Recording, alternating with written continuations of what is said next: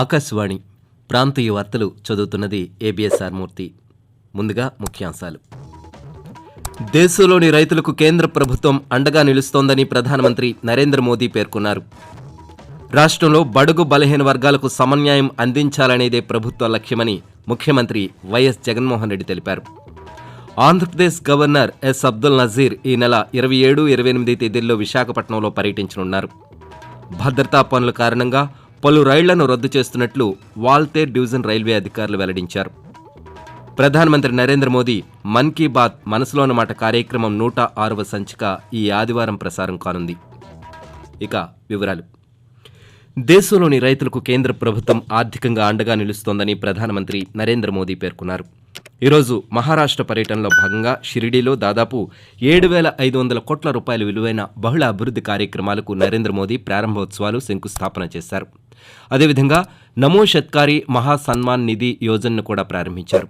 అనంతరం జరిగిన సభలో మాట్లాడుతూ నమో షత్కారి మహా సన్మాన్ నిధి యోజన పథకం ద్వారా మహారాష్ట్రలోని ప్రధానమంత్రి కిసాన్ సమ్మాన్ నిధి యోజన లబ్ధిదారులకు సంవత్సరానికి 6,000 రూపాయల అదనపు మొత్తాన్ని అందించడం జరుగుతుందని పేర్కొంటూ, साईं बाबा के आशीर्वाद से 7,500 करोड़ रुपए के विकास कार्यों का भी शिलान्यास और लोकार्पण हुआ। 5 दशक से जिस नीलवंडे डैम का इंतजार था वो काम भी पूरा हुआ है। ये पूरा होने से देश भर के और विदेश के भी श्रद्धालुओं को बहुत आसानी होगी। जितना तेज महाराष्ट्र का विकास होगा उतनी ही तेजी से भारत विकसित होगा. ఇలా ఉండగా మరి కాసేపట్లో ప్రధానమంత్రి గోవాలో జరిగే 37వ జాతీయ క్రీడలను ప్రారంభించనున్నారు. తొలిసారి గోవాలో జరుగుతున్న జాతీయ క్రీడల్లో దేశవ్యాప్తంగా 10,000 మందికి పైగా అథ్లెట్లు 28 వేదికల్లో 43కు పైగా క్రీడా విభాగాల్లో తలపడనున్నారు. రాష్ట్రంలో బడుగు బలహీన వర్గాలకు సమన్యాయం అందించాలనేదే ప్రభుత్వ లక్ష్యమని ముఖ్యమంత్రి వైఎస్ జగన్మోహన్ రెడ్డి పేర్కొన్నారు. రాష్ట్రంలో సామాజిక బస్సు యాత్రను వైఎస్ఆర్ కాంగ్రెస్ పార్టీ ఈ రోజు నుంచి ప్రారంభించింది. గడిచిన 53 నెలల్లో 2.38 లక్షల కోట్ల రూపాయల నగదును పేదల ఖాతాల్లో జమ చేసిందని ఈ సందర్భంగా ముఖ్యమంత్రి ట్విట్టర్ సందేశం ద్వారా తెలిపారు. కాగా ఉత్తరాంధ్రలోని శ్రీకాకుళం జిల్లా ఇచ్చాపురంలో ఈ బస్సు యాత్రను రాష్ట్ర విద్యాశాఖ మంత్రి బొత్స సత్యనారాయణ ప్రారంభించారు. ఈ సందర్భంగా ఆయన మాట్లాడుతూ, గడిచిన 4.5 సంవత్సరాలుగా తమ ప్రభుత్వం బడుగు బలహీన వర్గాలకు అనేక సంక్షేమ పథకాలు అమలు చేసిందని పేర్కొంటూ, సామాజిక సాధకాలు సాధించి సామాజిక న్యాయం చేశాం. దాన్ని మళ్ళీ తిరిగి చెప్పడానికి ఏ విధంగా వాళ్ళ జీవన ప్రమాణాలు పెరిగాయో, ఏ విధంగా వాళ్ళ పిల్లలు గాని వాళ్ళ కుటుంబం గాని సుఖంగా సంతోషంగా ఉన్నారో వాళ్ళకి తెలుసు. ఇది వాస్తవాలు వచ్చి మళ్ళీ ఒకసారి మననం చేసుకునే సభలు. ఇదిలా ఉండగా ఈ సామాజిక బస్సు యాత్రలో మంత్రులు మేరుగు నాగార్జున, ధర్మాన ప్రసాదరావులతో పాటు పలువురు నాయకులు పాల్గొన్నారు. ఆంధ్రప్రదేశ్ గవర్నర్ ఎస్ అబ్దుల్ నజీర్ ఈ నెల 27, 28 తేదీల్లో విశాఖపట్నం పర్యటనకు వస్తున్నట్లు అధికార వర్గాలు తెలియజేశాయి. రేపు గన్నవరం విమానాశ్రయం నుంచి బయలుదేరి విశాఖకు గవర్నర్ చేరుకుంటారు.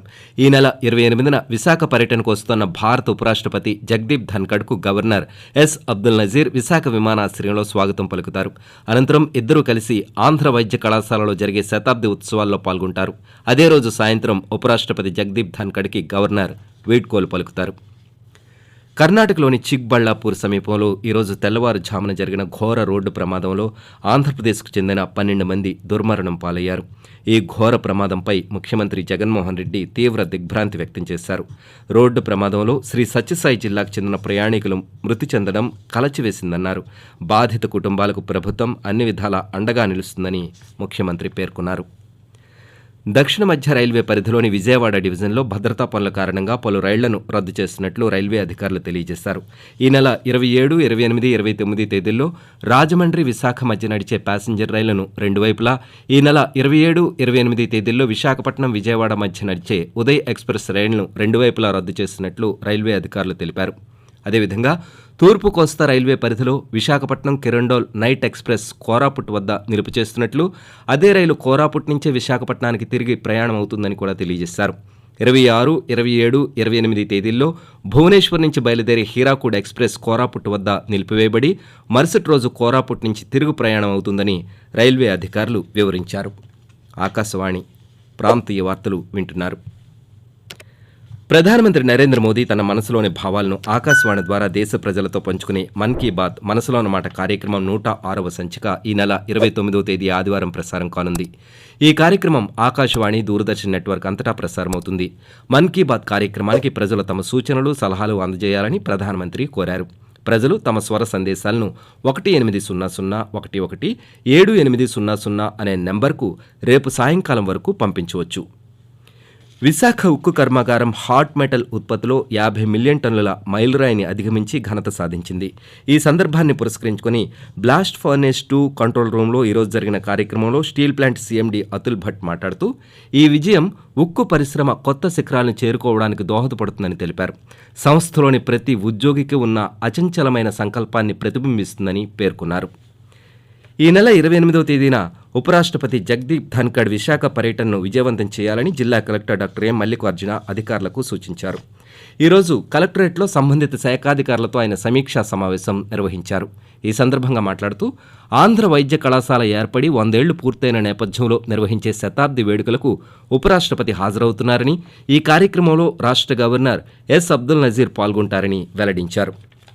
ఈ నెల 29వ తేదీన పాక్షిక చంద్రగ్రహణం నేపథ్యంలో 28న సాయంత్రం నుంచి తిరుమల శ్రీవారి ఆలయం మూతపడనుందని టీటీడీ వర్గాలు తెలియజేశాయి. 29 తెల్లవారుజామున 1:05 గ్రహణం మొదలై 2:22 వరకు కొనసాగుతుంది. ఈ నెల 28 రాత్రి 7:05 ఆలయ తలుపులు మూసేస్తారు.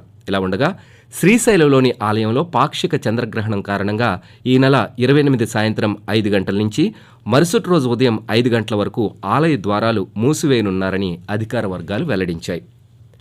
పశ్చిమ మధ్య బంగాళాఖాతం దక్షిణ ఆంధ్రప్రదేశ్ తీరంలో సగటున సముద్ర మట్టానికి 1.5 కిలోమీటర్ల ఎత్తులో ఉపరితల ఆవర్తనం విస్తరించి ఉందని అమరావతిలోని భారత వాతావరణ కేంద్రం తెలియజేసింది.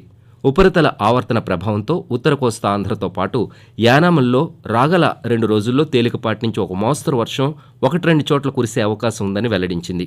అదేవిధంగా దక్షిణ కోస్తా, రాయలసీమల్లో రాగల 2 రోజుల్లో వాతావరణం పొడిగా ఉండే అవకాశం ఉందని పేర్కొంది.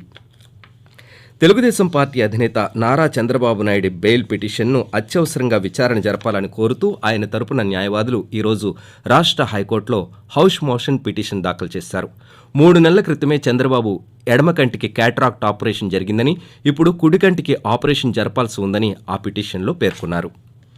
తిరుమల తిరుపతి దేవస్థానంలో ఉద్యోగుల ముఖాధారిత హాజరు విధానాన్ని టీటీడీ పరిపాలనా భవనంలో కార్యనిర్వహణాధికారి ఏవి ధర్మారెడ్డి ఈరోజు ప్రారంభించారు. ఈ సందర్భంగా ఆయన మాట్లాడుతూ టీటీడీలో పనిచేస్తున్న 8,000 మందికి పైగా రెగ్యులర్ ఉద్యోగులు, 10,000 మంది దాకా కాంట్రాక్ట్ అవుట్సోర్సింగ్ ఉద్యోగులందరికీ ముఖ ఆధారిత హాజరును అమలు చేస్తామని తెలిపారు. అదేవిధంగా టీటీడీకి చెందిన ఇతర కార్యాలయాలతో పాటు విద్యా సంస్థలు, ఆసుపత్రులు తదితర సంస్థల్లో ముఖ ఆధారిత హాజరును త్వరలోనే అమలుపరుస్తామని వెల్లడించారు. ఆర్టీసీ కార్గో సేవల్లో కొత్త మార్పులు తీసుకొస్తున్నట్లు Tirupati RTC assistant transport manager M Surender Naidu తెలిపారు. తిరుపతిలోని ఆర్టీసీ రీజనల్ మేనేజర్ కార్యాలయంలో ఈరోజు పాత్రికేయులతో మాట్లాడుతూ ఆర్టీసీ కార్గో సేవల ద్వారా ఇంటి వద్దకే కొరియర్లు అందిస్తున్నామని, ఈ అవకాశాన్ని ప్రజలు సద్వినియోగపరుచుకోవాలని కోరారు. ఎలక్ట్రానిక్ ఓటింగ్ యంత్రాల తనిఖీ ప్రక్రియను నవంబర్ 10వ తేదీలోపుగా జిల్లాలో పూర్తి చేస్తామని ప్రకాశం జిల్లా కలెక్టర్ ఏఎస్ దినేష్ కుమార్ తెలిపారు. ఒంగోలు మామిడివానిపాలెం ఈవీఎం గోదాంలో జరుగుతున్న తనిఖీ ప్రక్రియను ఈరోజు ఆయన పరిశీలించారు. ఈ సందర్భంగా పాత్రికేయులతో మాట్లాడుతూ జిల్లాలో మొత్తం 12 బృందాలతో తనిఖీ ప్రక్రియ కొనసాగుతోందని, మరో 2 బృందాలను ఏర్పాటు చేయాల్సిందిగా ఎన్నికల కమిషన్ను కోరడం జరిగిందని వివరించారు. గతంలో ఎన్నడూ లేని విధంగా రాష్ట్రంలో అభివృద్ధి, సంక్షేమ పథకాలు అమలు జరుగుతున్నాయని ఉమ్మడి పశ్చిమ గోదావరి జిల్లా పరిషత్ చైర్మన్ గంటా పద్మశ్రీ అన్నారు. పెదవేగి మండలం కొండలరావుపాలెంలో ఈరోజు జరిగిన జగనన్న ఆరోగ్య సురక్ష కార్యక్రమంలో ఆమె మాట్లాడుతూ ఆరోగ్య ఆంధ్రప్రదేశ్ లక్ష్యంగా ప్రభుత్వం కార్యక్రమాలు నిర్వహిస్తోందని తెలియజేశారు. ఆకాశవాణి ప్రాంతీయ వార్తలు ముగించే ముందు ముఖ్యాంశాలు. దేశంలోని రైతులకు కేంద్ర ప్రభుత్వం అండగా నిలుస్తోందని ప్రధానమంత్రి నరేంద్ర మోదీ పేర్కొన్నారు. రాష్ట్రంలో బడుగు బలహీన వర్గాలకు సమన్యాయం అందించాలనేదే ప్రభుత్వ లక్ష్యమని ముఖ్యమంత్రి జగన్మోహన్ రెడ్డి తెలిపారు. ఆంధ్రప్రదేశ్ గవర్నర్ ఎస్ అబ్దుల్ నజీర్ ఈ నెల 27, 28 తేదీల్లో విశాఖపట్నంలో పర్యటించనున్నారు. భద్రతా పనుల కారణంగా పలు రైళ్లు రద్దు చేస్తున్నట్లు వాల్తేర్ డివిజన్ రైల్వే అధికారులు వెల్లడించారు. ఆకాశవాణి ప్రాంతీయ వార్తలు ఇంతటితో సమాప్తం.